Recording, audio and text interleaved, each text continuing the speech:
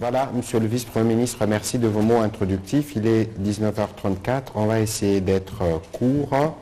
On va prendre des questions en série pour nous permettre de les enregistrer et d'y répondre. On va commencer par Madame Pemba.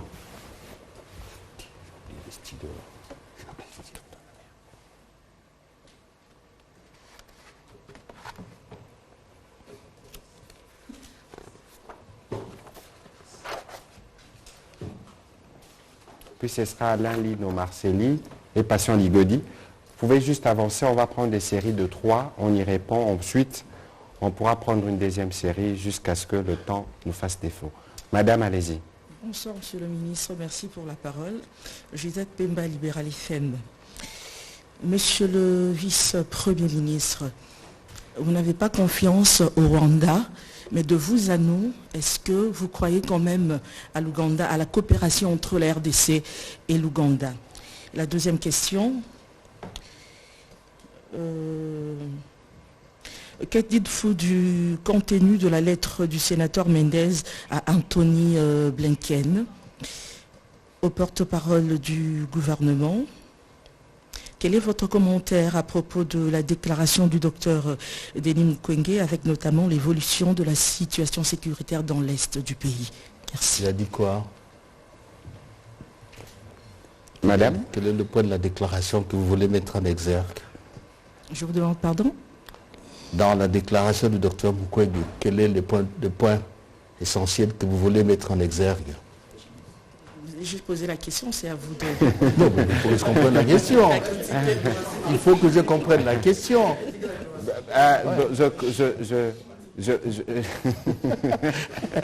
C'est facile de dire la déclaration du docteur Mukwege. Il a déclaré, il déclare toujours.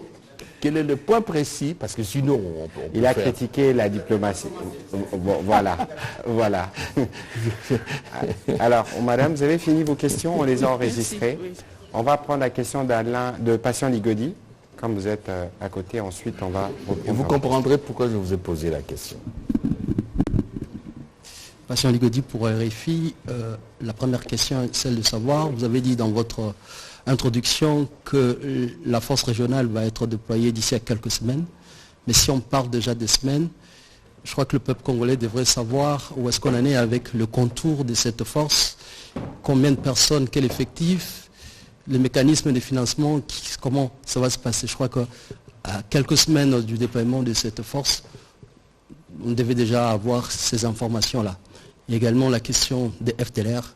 Dans le communiqué final que vous avez signé, il est clairement dit que cette force va non seulement combattre l'M23, mais aussi les FDLR. Est-ce que tel sera le cas? Alors, comment ça va se déployer? Ça sera seulement FDLR, M23 ou aussi tous les autres groupes armés qui sont dans cette région? Et la dernière question, ce sera en rapport avec le mécanisme de vérification de la CIRGL qui existait déjà, qui était, on va dire, le référent. Aujourd'hui, on parle d'un autre mécanisme qui est mis en place par le processus, on va le dire comme ça, de Luanda. Qu'est-ce qu'on fait de ces mécanismes de la CIRGL? Ça veut dire qu'il n'est plus aussi efficace que ça, raison pour laquelle vous arrivez à avoir un nouveau mécanisme. Merci beaucoup. Merci. Monsieur le Vice-Premier ministre, on peut répondre à deux journalistes, mais qui ont posé 5 questions. Ah oui, en effet. Madame dit que j'affirme que nous n'avons pas confiance au Rwanda. Est-ce que nous croyons coopérer, c'est ça, avec le Rwanda? Peut-être que je ne me suis... Comment? Ah, l'Ouganda.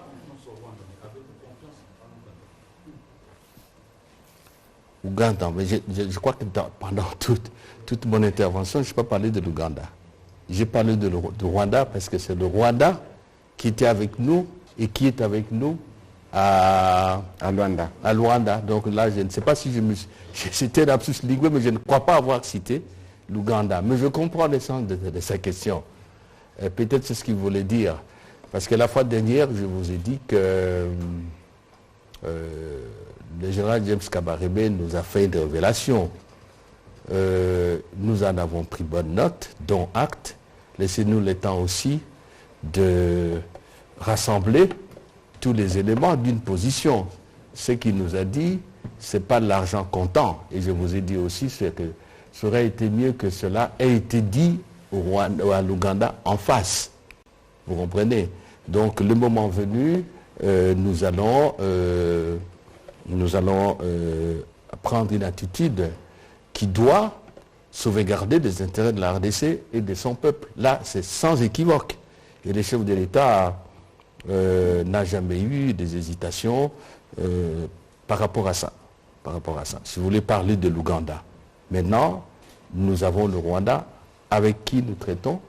Le cas de l'Ouganda, je me répète, nous avons une série d'informations. Laissez-nous nous faire notre religion et savoir ce que nous allons faire. OK? Et que pensez-vous de la... Et l'autre question là, avant d'arriver à Mukwege.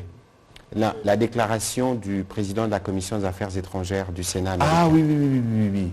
Bon, ce qui est important, c'est que sur le plan institutionnel, pour la deuxième fois, les États-Unis reconnaissent que le Rwanda y est pour quelque chose. Je dis la deuxième fois, il ne faut pas oublier qu'après le contact, la réunion que j'ai eue avec les ambassadeurs des pays membres permanents du Conseil de sécurité accrédités chez nous, l'ambassade américaine a publié une déclaration dans laquelle elle exprimait la préoccupation des États-Unis de savoir que le Rwanda est mêlé à cette cuisine qui ne produit pas des mets consommables, qui ne produit que des dégâts, des dégâts tout à fait inacceptables.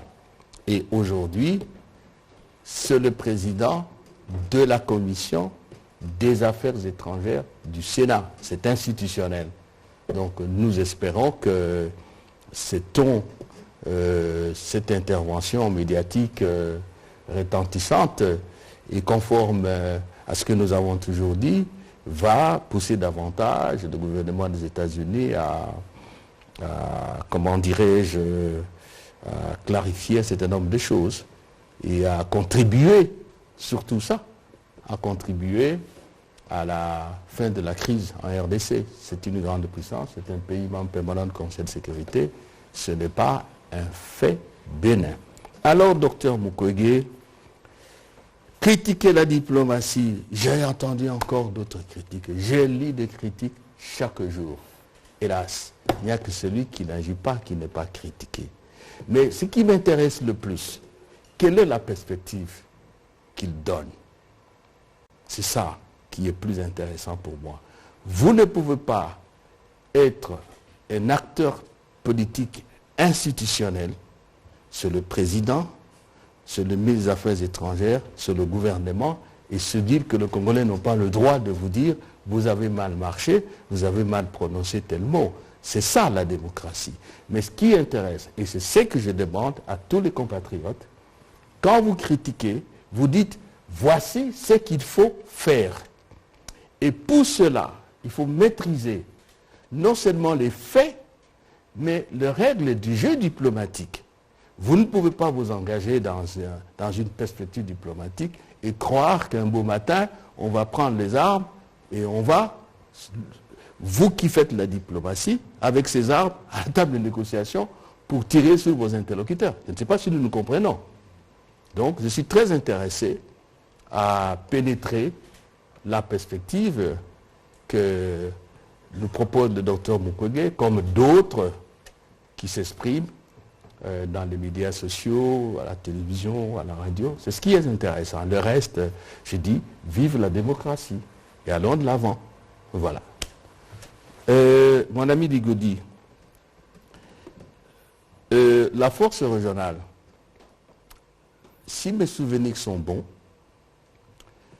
le dernier sommet des chefs d'État de 7 pays membres de la communauté d'Afrique de l'Est qui s'est tenu à Nairobi, je crois au mois de mai, a été consacré principalement à l'examen du rapport des chefs d'état-major des armées des pays membres de la communauté. Le CONOPS, ils s'appellent, je pense. Comment? Le CONOPS, oui. Le plan opérationnel. Le plan opérationnel. Il y a un plan opérationnel qui existe. Et c'est à cette occasion d'ailleurs que le président Tshisekedi a eu à à dire clairement qu'il n'est pas question que l'armée rwandaise se déploie en RDC. Donc les autres pays ont j'allais dire, des parcelles d'intervention bien définies. Le financement, le principe qui a été admis est que chaque pays finance l'intervention, l'action de son armée. Évidemment, on peut se demander si c'est réaliste, mais il y a aussi d'autres perspectives qui sont ouvertes sur la coopération internationale. Vous avez appris, parce que vous êtes un journaliste chevronné, que hier, à Arusha, la décision a été prise de créer un fonds spécial pour la gestion de la crise à l'est du pays. Il y a eu des décisions importantes. Le président Uhuru a été désigné médiateur de la communauté dans le dossier, je venais de vous le dire, dans la crise. Et il y a eu cette décision-là qui a été prise. Je pourrais ajouter encore, pour ceux qui ont le temps de suivre, ici, chez nous, nous avons eu ce que nous appelons le dialogue politique avec l'Union européenne. Il y a, je crois que c'était au mois de juin, si je ne m'abuse, en tout cas fin mai, début juin. Et à l'occasion de ce dialogue politique, qui constitue une réunion que je tiens comme les affaires étrangères avec l'Union européenne à travers ses ambassadeurs ici. Il y a même une équipe qui est venue de Bruxelles pour évaluer la coopération. Il a été dit que l'Union européenne était prête à examiner la possibilité d'intervenir. Voilà. Au niveau de l'Union africaine, je peux vous donner encore une autre information, parce que je viens de Lusaka, où je suis allé d'abord au conseil exécutif qui réunit tous les ministres des Affaires étrangères de l'Union africaine, et puis il y a ensuite le sommet des chefs d'État. Nous avons traité de la question de la facilité pour la paix, c'est-à-dire le fonds qui est constitué un fonds pour des interventions en soutien de toutes les initiatives tendant à restaurer la paix en Afrique lorsqu'il y a des crises. Donc voilà le dispositif de financement. Au départ, les financements par chaque pays de ses troupes, mais il y a des disponibilités qui sont prévues, le fonds qui va être constitué, la facilité de paix, et il y a aussi des dispositions d'esprit qui ont été exprimées par nos partenaires. Les effectifs, on a déterminé, mais je n'ai plus les chiffres, je n'ai pas raconté des histoires là. Je ne peux pas raconter de toute façon, sur ces questions, on ne saurait pas aller dans le détail, parce que c'est des questions qui relèvent. J'allais dire aussi que même si je le connaissais, qu'est-ce qu'on dit là? Le secret militaire. Du domaine militaire. Oui, on connaît l'effectif de la MONUSCO, mais je ne peux pas m'amuser à vous dire que ça sera un militaire. J'exagère. Ou 1 million. J'exagère aussi. Comprenez-moi. Alors, vous vouliez savoir si la force régionale... Le mécanisme... Non, avant d'arriver au mécanisme.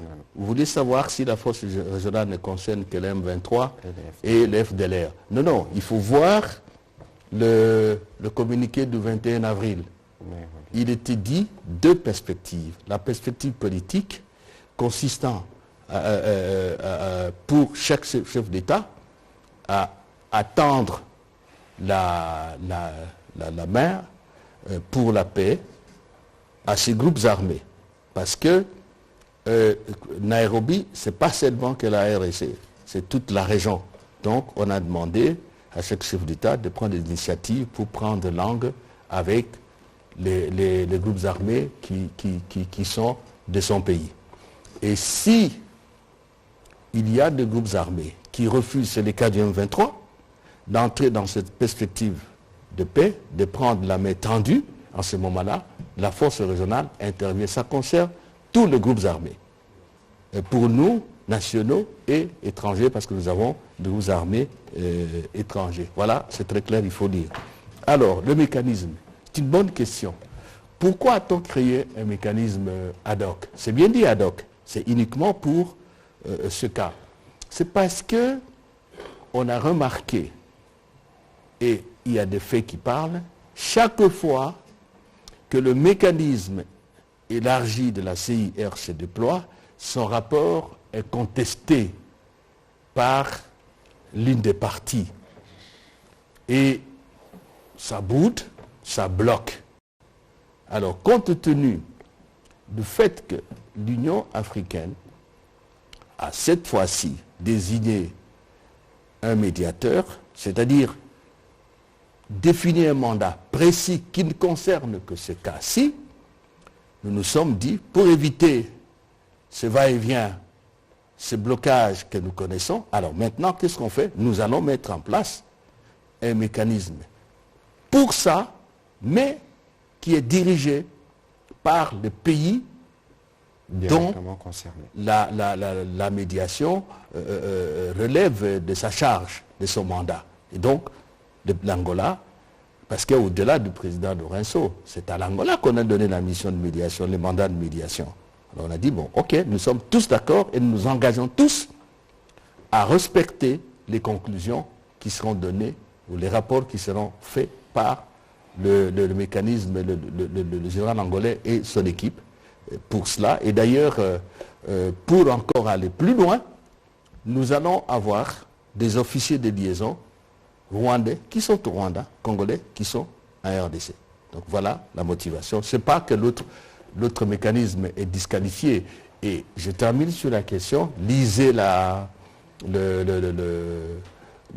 feuille de route de Luanda, du premier round, vous trouverez que nous avons demandé, et ça a été accepté par les chefs d'État, de requalifier les mandats du mécanisme élargi de la CIRGL qui existe actuellement pour lui donner un rôle préventif.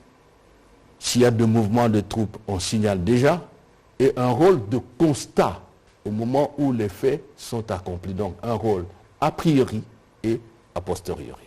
Donc voilà. Voilà, à cette première série de questions, je vais me permettre un petit commentaire sur la question de Madame Pemba à propos du docteur Mukwege. Je n'ai pas vu de contradiction dans l'absolu, en dehors, bien évidemment, des aspects que le docteur a exprimé ses opinions, dans ce qu'il dit et dans ce que nous faisons. Parce qu'il recommande deux choses. La réforme des services de sécurité, elle est en cours. Nous avons adopté la loi sur la programmation militaire qui va nous permettre de nous engager comme on ne s'est jamais engagé pour l'armée de toute l'histoire. Parce qu'on va mettre 1 milliard par an. C'est le minimum pour commencer. Mais il faut qu'on se convienne tous que reconstruire, rebâtir une armée pour un pays de 2 345 000 km² avec les problèmes structurels que nous avons connus ces dernières années, notamment une vingtaine d'années d'opérations militaires, requiert du temps. Donc c'est une tâche à laquelle nous nous attelons sous la conduite du président Tshisekedi et nous avons déjà de ce point de vue beaucoup de points positifs parce que vous voyez qu'il y a des nouvelles brigades qui sont fermées, des nouvelles unités.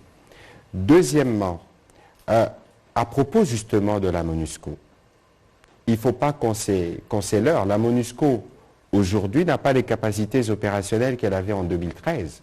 Et donc, la colère de l'opinion qu'elle manifeste vis-à-vis de la MONUSCO et après, malheureusement, des déclarations maladroites de ses différents porte-paroles, met un peu plus de pression sur les Nations Unies. Parce que nous estimons aujourd'hui que Madame Bintou devrait aller plus loin. Parce que souvenez-vous de ce qu'elle a dit le 29 juin.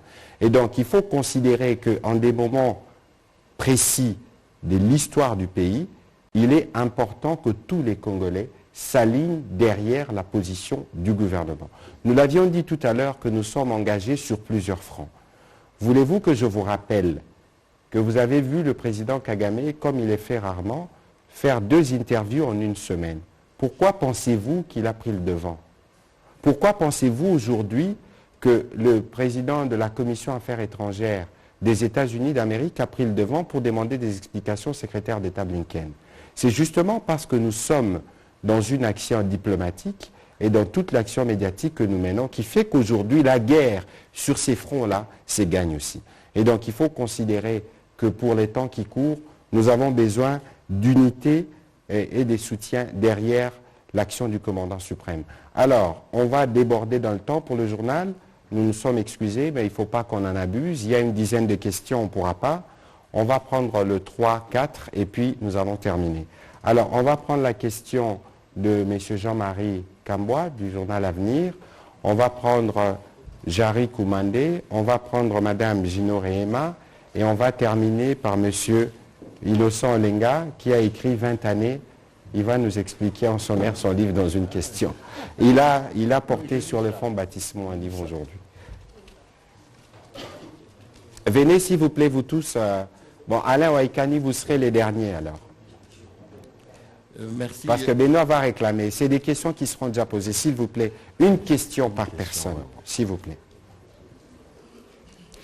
Excellence, merci pour la parole. Je vais d'abord noter qu'il y a une cohérence dans les propos que vous avez prononcés l'autre fois et dans les communiqués que nous avons lus il n'y a pas longtemps. Une occasion pour nous de vous féliciter pour cela. Et nous avons aussi constaté qu'il n'y a pas eu 2 ou 3 communiqués. Cette fois-ci, il y a un communiqué final qui a été signé, ce qui a quand même rassuré les 2 parties. Mais je voudrais quand même savoir quelle a été l'attitude du gouvernement rwandais, qui est toujours habitué à refuser ou à nier même les évidences. Mais aussi par rapport au M23, savoir pourquoi vous n'avez pas dressé ou vous n'avez pas prévu un délai de retrait. Et entre la nomination du général angolais et les retraits du M23, qu'est-ce qui précède l'autre? Est-ce la nomination ou bien les retraits? C'est lui qui doit constater les retraits ou bien les retraits devra se faire un peu avant? Merci. Merci. Jean-Marie Koumandé. Merci beaucoup, Monsieur le ministre. Monsieur Lutundula, aidez-moi à comprendre. Est-ce qu'aujourd'hui, vous avez les mêmes entendements avec les Rwandais sur les communiqués de Luanda? C'est très important. Vous avez parlé du cessez-le-feu et retrait du M23. Attendez un peu. Vous avez les mêmes entendements? Ouais. Les mêmes entendements sur le sens Parce qu'il y du a toujours des communiqué de Luanda. contradictions après. Après, il y aura des tweets de l'autre côté. Alors, retrait du M23 vers sa position initiale, c'est-à-dire les collines de Runyoni ou Tchanzu, ou retrait du M23 au Rwanda ou en Ouganda, parce qu'il faut que ça soit clair. Au même moment, Comment vous dites retrait du M23? le M23, quand il va se retirer, il se retire vers sa position initiale, c'est-à-dire à la colline de Runyoni ou à la colline de Tchanzu, ou il va au Rwanda ou en Ouganda. Ça, c'est la première question. Vous avez dit que le M23, c'est un mouvement terroriste. La deuxième question. La dernière aussi, parce que nous oui, devons vous avez qualifié le M23 du mouvement terroriste. Est-ce qu'à Luanda, vous avez évolué dans votre langage? Parce que là, je crois comprendre que si le M23 montre sa bonne foi, vous allez les associer aux négociations de Nairobi. En ce moment-là, vous allez négocier avec le M23, mouvement terroriste. Bon, ce sont des questions, mais Madame Gino Rehema. j'estimais qu'il y avait... Merci beaucoup, Monsieur le ministre. Hier, vous avez proposé la création d'une institution pour gérer en fait les ressources naturelles de la région au niveau de la communauté d'Afrique de l'Est. Qu'est-ce que les autres pays vont amener dans cette institution et en quoi profite la République démocratique du Congo du moment où nous-mêmes, nous avons du mal à maîtriser la gestion même de nos ressources naturelles? Et aussi autre question, de plus en plus des voix s'élèvent pour dire non au déploiement de cette force régionale, surtout les gens de l'Est. Est-ce que vous prenez en compte, vous, les gouvernements, cette opinion publique? Merci. Attendez un peu là, parce que vous avez... À quoi consistent les intérêts de la RDC? Et puis, d'autres questions? L'autre question, il y a une opinion, surtout à l'Est, qui est hostile au déploiement de la force régionale. Est-ce que le gouvernement est attentif sur ces opinions? Innocent Olenga, une question s'il vous plaît. Merci pour la parole. Il y a quelques jours, le président du Sénat, à l'Est de la République, a demandé à la MONUSCO de plier bagages. Et quelques jours après, la MONUSCO vous a saisi et l'a écrit. Est-ce que vous lui avez déjà répondu? Attendez un peu là. MONUSCO, oui, MONUSCO nous a saisi. Est-ce que vous avez répondu à cette note de la MONUSCO? Et la force régionale qui arrive, va-t-elle s'associer au casque bleu ou ça sera des opérations?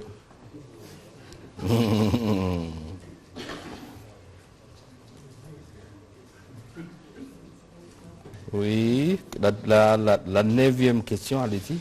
La force régionale qui arrive, va-t-elle s'associer au casque bleu de la MONUSCO ou ça sera des opérations distinctes? Merci.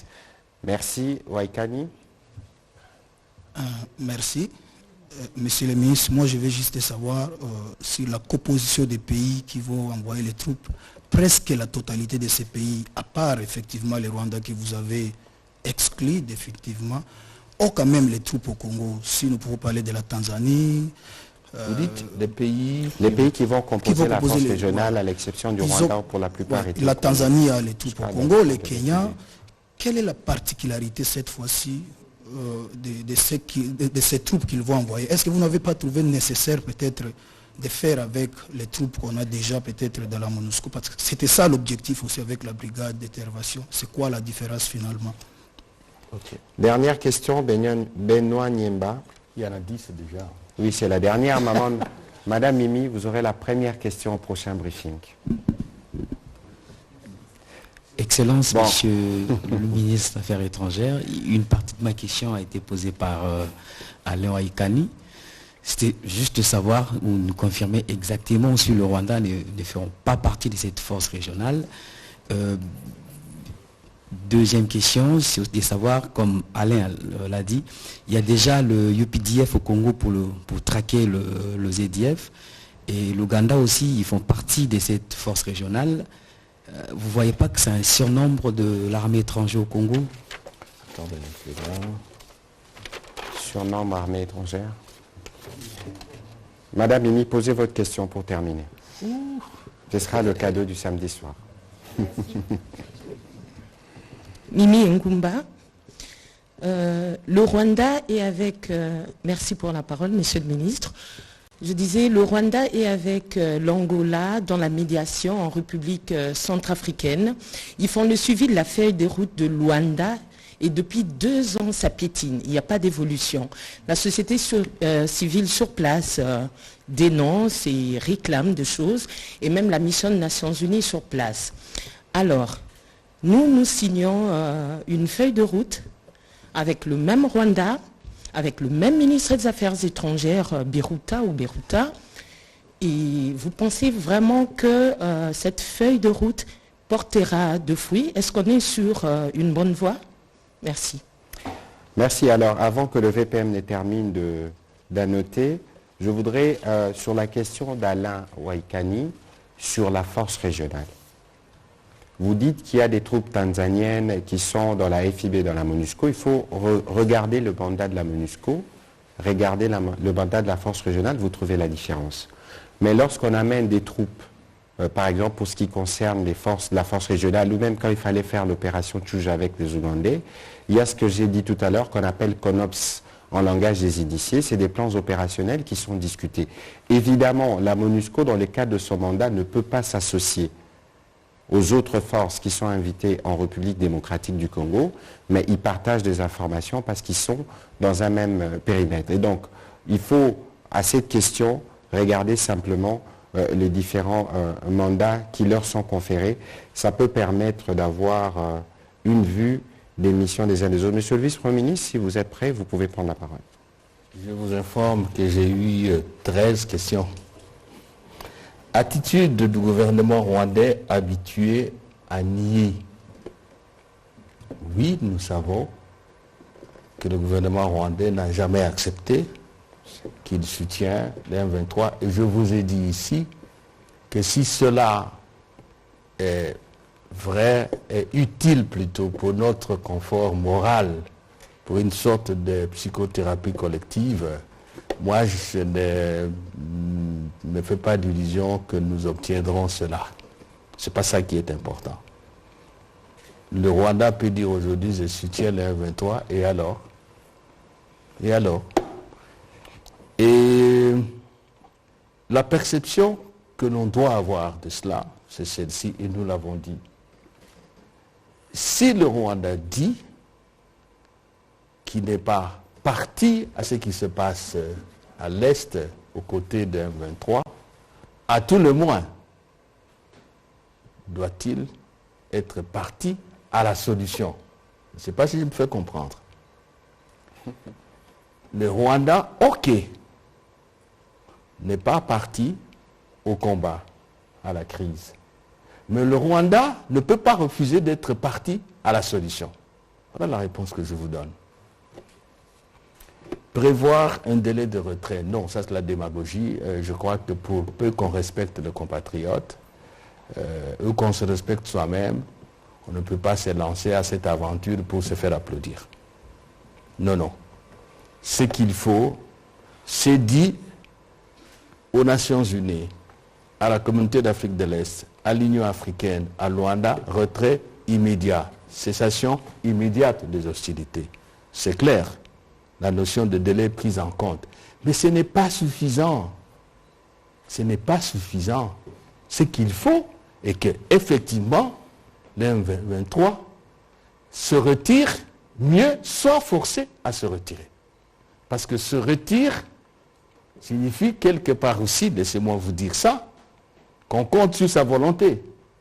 Et là aussi, c'est se tromper soi-même que de penser qu'un beau matin, des gens de 1,23 vont prendre clic et clac, bagage, et puis vont vous dire, nous nous retirons.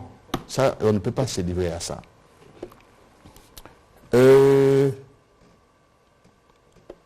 Avez-vous le même entendement sur le communiqué? Je ne sais pas si la question peut se poser encore. Allez, oublions le communiqué. Ça, c'est le rapport des travaux. OK? Il est volumineux, hein? Là, c'est les communiqués. Le rapport de travaux, non, c'est non, sur... c'est le rapport de travaux, monsieur le ministre. Ah, ok. Oui, il est volumineux. Rapport, oui.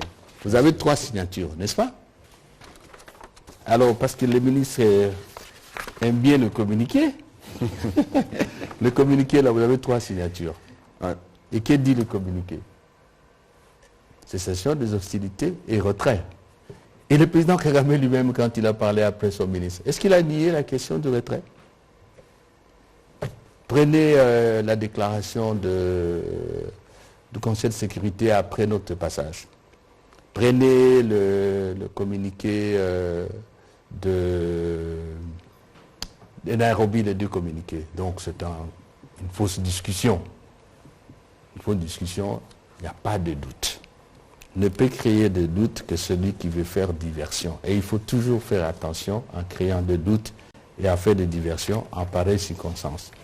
C'est une crise grave, ce sont des faits de haute sensibilité politique. Il ne faut pas s'amuser, hein.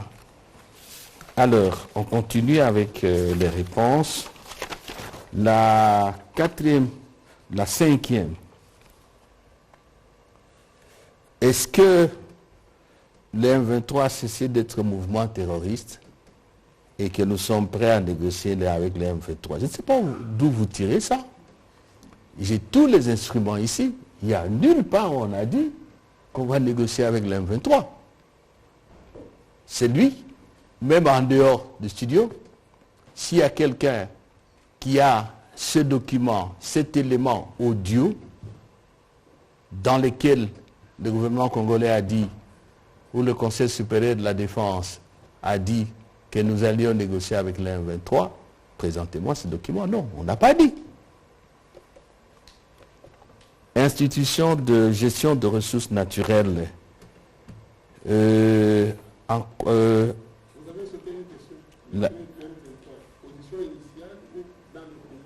Non, parce que vous avez posé des questions, chacun sa question. Je ne suis pas encore arrivé là, je vais noter ça, je vais y répondre. Institution de gestion. Non, ce n'est pas cette institution qui va venir gérer nos ressources naturelles. Ce n'est pas ce que ça veut dire. C'est-à-dire, c'est une institution qui doit veiller à ce que, au fond, chaque pays gère ses ressources naturelles convenablement. Pour tout dire, c'est une institution contre l'exploitation illégale des pillages de ressources des pays de la communauté. D'ailleurs, si vous voyez dans la feuille de route de Luanda, même si la communauté de l'Afrique de l'Est ne comprend pas, si vous voulez, tous les membres de la CIRGL, mais la feuille de route de Luanda se réfère à une démarche qui remonte à une initiative de la communauté d'Afrique de l'Est. Nous avons parlé de cela. Donc, l'intérêt pour nous, c'est de voir que la communauté met en place un dispositif qui évite tout ce que nous connaissons, surtout nous la RDC, comme pillage de nos ressources, comme exploitation illégale et même comme crimes qui sont commis à l'occasion de l'exploitation de nos ressources.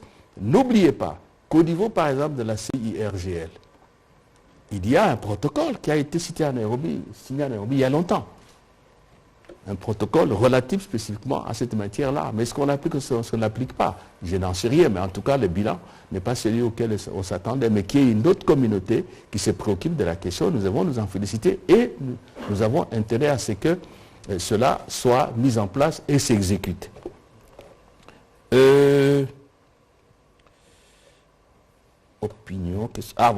L'opinion à l'Est qui est contre la force régionale. Mais si on ne tenait pas compte de l'opinion à l'Est, qui n'est pas que l'opinion de nos compatriotes de l'Est, c'est l'opinion de tous les Congolais. Pourquoi le président a-t-il refusé que le Rwanda ne se déploie pas? Pourquoi? Parce qu'on sait qu'il y a un problème. Ce que vous dites, et je m'adresse à tous les compatriotes, c'est une interpellation, c'est une alerte, et le chef de l'État, le président Tshisekedi, est attentif à cette interpellation-là. C'est cela. Même quand mon collègue a eu la bienveillance de rappeler très rapidement les paroles du docteur Mukwege. Oui, mais il y a des compatriotes qui disent que des choses qui existent. La réforme de l'armée, la réforme du service de sécurité, de la police, tout cela est en cours. Mais maintenant, là, vous dire que bon, on fait cette réforme et demain ça va se faire sentir. Non, c'est aussi la démagogie. Le chef de l'État n'est pas prêt à se livrer à cet exercice. Le travail se fait et nous allons continuer. Moi-même, quand je suis passé ici avec mon collègue, n'est-ce pas? Qu'est-ce qu'on a dit? La solution définitive, c'est de revoir tout notre système de défense et d'avoir un système de défense vigilant, puissant et dissuasif. Donc, il n'y a pas de nouveauté. C'est pour ça que je dis quelle est la nouveauté qu'on a apportée, la solution nouvelle. Alors, le temps est passé là. Qu'est-ce qu'on a dit ici là? MONUSCO. Le MONUSCO nous a saisis, mais nous avons répondu. Vous n'avez pas vu notre réponse? Nous avons répondu, c'est moi-même qui ai signé. Elle n'est pas sur les réseaux sociaux. Bon, tant mieux. Tant mieux, parce que ce sont des correspondances entre les institutions. Nous avons répondu des mots. Lorsqu'il y a eu cette intervention maladroite, comme il a dit, sur RFI, je vais vous dire, tout le monde a réagi, en commençant par le président de la République. Nous tous. Moi, je n'étais pas ici, on a réagi et on a répondu. Oui, il faut assurer la sécurité. Et je l'ai dit à la télévision, la RDC ne cédera pas à toute tentative, à toute velléité de mettre en cause l'accord de siège que nous avons signé avec les Nations Unies concernant la MONUSCO.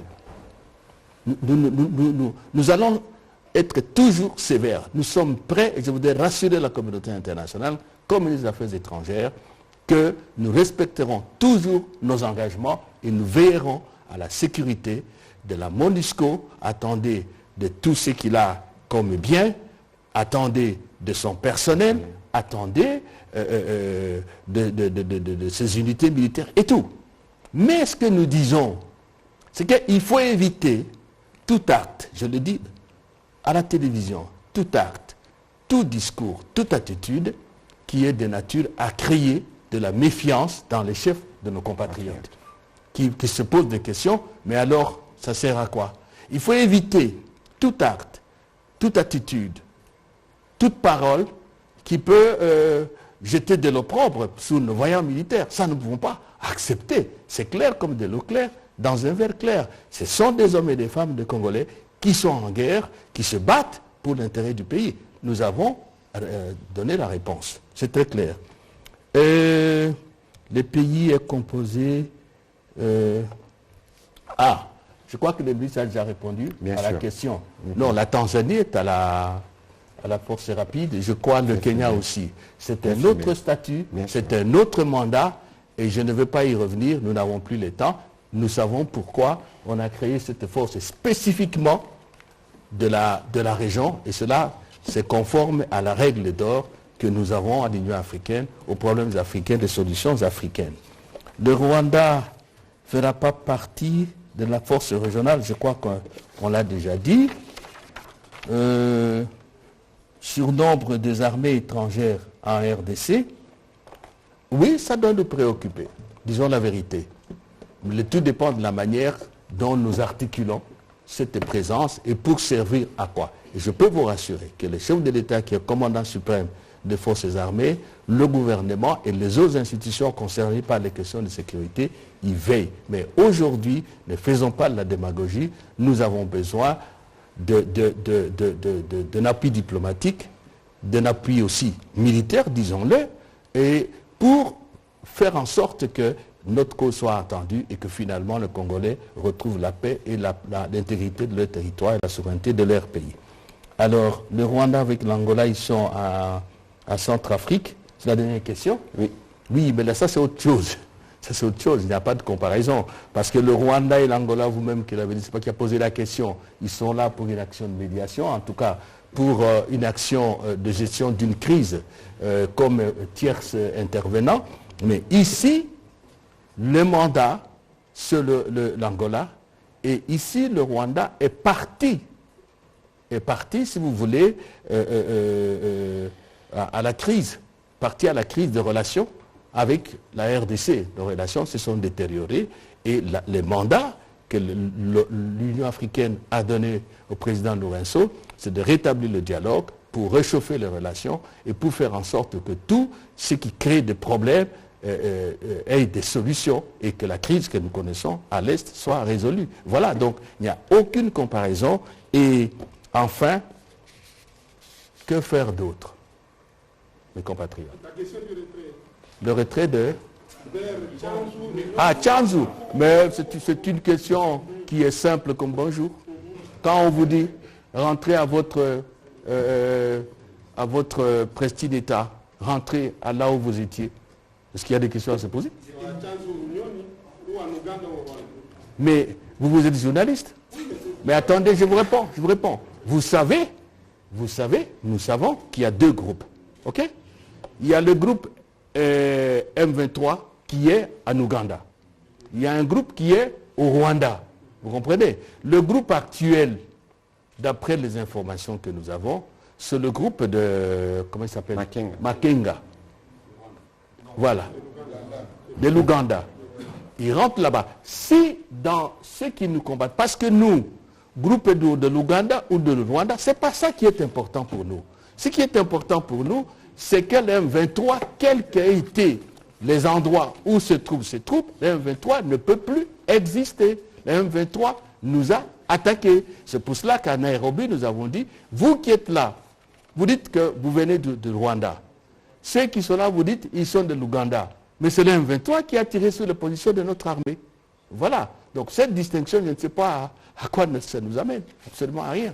Voilà. Je crois que, monsieur le vice-premier, avant de conclure, il faut qu'on rappelle 2-3 choses. Le processus de Nairobi qui a commencé, tout au moins le processus politique avait un objectif. Tous les groupes armés doivent venir discuter sur les conditions des redditions, des réintégrations. Ça veut dire, en d'autres termes, que même la position initiale où s'est trouvé les M23, ils ne l'occuperont plus. Ils ne l'occuperont plus. Les choses doivent être bien claires ici. Lorsque la force régionale va s'établir, c'est parce qu'il y a une situation de fait qui est arrivée avec Bunagana, mais le point de départ, le communiqué de Nairobi l'a dit, ils retournent à Runyoni où ils étaient avant, dans ces positions-là, mais que par la suite, la force régionale, en réalité, elle aurait pu ne pas être déployée si dans le processus politique, toutes les forces négatives avaient accepté les conditions du dialogue. Le président de la République l'a fait. Donc, s'ils sont réfractaires, qu'ils soient à Runyoni, à Tchanzu ou que sais-je encore, ils seront combattus. Deuxième élément, et non de moindre, parce que lorsque nous parlons ici, on vous parle du front judiciaire. Mais tous ces M23 là, qui sont sanctionnés, qui sont sur des listes, mais il y a une prochaine étape, parce que nous avons, avec les docteurs Mukwege, les soucis de la justice, pour éviter qu'il y ait justement ces incursions à répétition, ceux qui bénéficient d'une quelconque forme de protection d'un pays à côté, ils doivent répondre de leurs actes.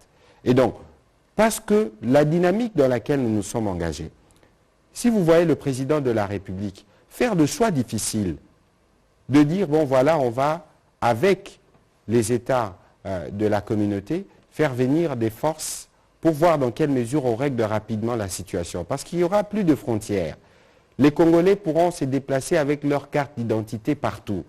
Et donc, s'il y a des problèmes sécuritaires en RDC, aucun pays ne voudra voir des ADF circuler librement. Et donc, il y a un besoin de rétablir la sécurité. On a fait ces choix difficiles parce qu'il faut aller vers la coopération économique qui requiert un socle sécuritaire. Et donc, on ne saurait évoluer de manière sereine dans la sous-région, amener la paix de manière définitive sans régler durablement les questions de justice, notamment celle-là.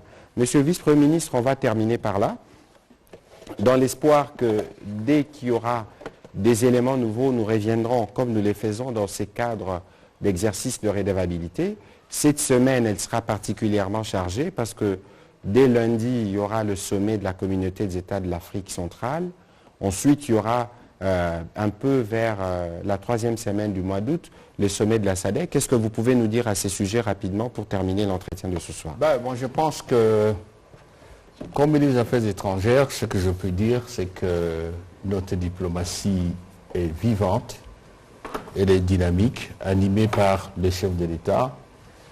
Et au niveau du gouvernement, nous nous employons à ce que la voix de la RDC soit entendue. C'est ce que le président a dit dès qu'il est entré en fonction. C'est ce que nous vous avons dit aussi à la conférence diplomatique. Sur le fond, les travaux de la CEAC vont continuer en quelque sorte le lundi parce qu'il y a eu la conférence ministérielle et je crois que notre collègue, le ministre de l'intégration régionale, ne manquera pas de vous en donner le détail. Sur la SADC, le président prend ses fonctions comme président de la SADC et nous avons un rôle d'impulsion important à jouer pour que le projet de la SADC, quand je dis projet, c'est l'ambition que la SADC a, l'intégration de l'Afrique australe, l'intégration aussi dans le cadre de la ZLECAf, parce que la ZLECAf repose aussi sous les communautés régionales. L'ambition aussi, c'est de faire en sorte que le peuple de notre région, Afrique australe, soit un peuple qui communique, un peuple qui travaille, un peuple qui partage le destin. Et important par rapport à la discussion d'aujourd'hui, c'est sûr que la SADC va aussi s'occuper de ce dossier parce que le chef de l'État a donné des instructions là-dessus et il y a un travail qui s'est fait. Donc, je comprends qu'on parle de la diplomatie, chacun selon sa tonalité, selon sa sensibilité, selon ses intérêts, mais qu'on le veuille ou pas, la RDC est debout et visible sur la place publique internationale. Voilà, mesdames et messieurs de la presse, nous vous remercions pour cette mobilisation du samedi soir. Nous voulons encore réitérer nos excuses pour tous les téléspectateurs de la télévision nationale parce que le journal commencera avec des minutes de retard, l'actualité l'obligeait. Merci, monsieur le vice-premier ministre, de votre participation et à la prochaine. Merci. Merci.